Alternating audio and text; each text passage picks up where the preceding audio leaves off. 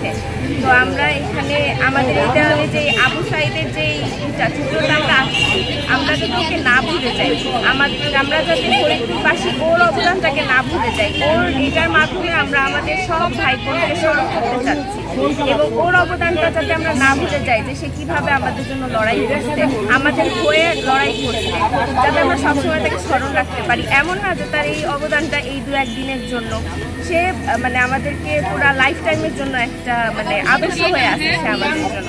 এই জন্য আমাদের এই দেয়ালে আবু সাঈদকে আমরা আঁকছি, যাতে সবাই তাকে স্মরণ করতে পারে, তাকে ভুলে না যায়, তার এই ত্যাগ, এই আত্মত্যাগ যাতে সে মানে আমরা কেউ ভুলে না যাই সেটা।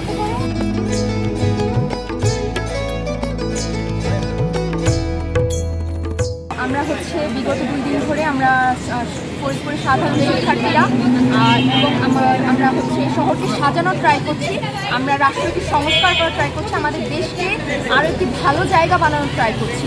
এবং আমরা জানি যে আমাদের কিছুদিন আগে বৈষম্য বিরোধী ছাত্র আন্দোলন হলো, যার ফলে ফরিদপুরের শিক্ষার্থীরাও সেই আন্দোলনে অংশগ্রহণ করেছিল এবং সেই আন্দোলনে হচ্ছে বিভিন্ন ভাঙচুর হয় এবং আমাদের রাষ্ট্রীয় সম্পদগুলো নষ্ট হয় এবং রাষ্ট্রীয় সম্পদগুলো আসলে রক্ষার দায়িত্ব কিন্তু আমাদের, এবং সেই রক্ষার দায়িত্ব হচ্ছে বর্তায় হচ্ছে আমাদের শিক্ষার্থীদের উপর। এবং সেই যেই মানে চেতনার জায়গাটা থেকেই কিন্তু আমরা আজকে শহর এভাবে রং করতে এসেছি, আমরা শহরকে সাজাতে এসেছি, রাষ্ট্রকে সংস্কার করতে এসেছি।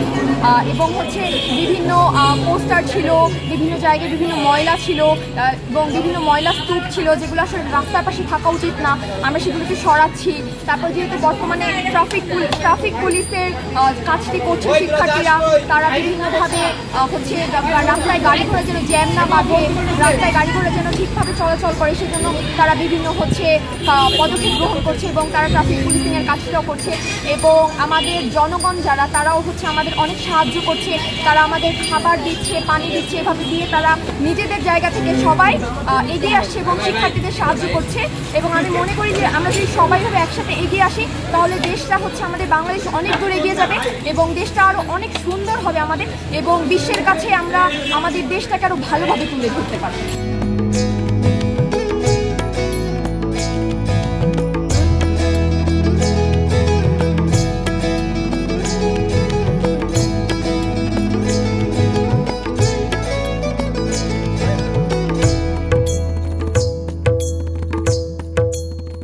দেশ বিদেশের সর্বশেষ সংবাদ সবার আগে জানতে ক্লিক করুন risingbery.com। প্রতি মুহূর্তের খবর অনলাইনে।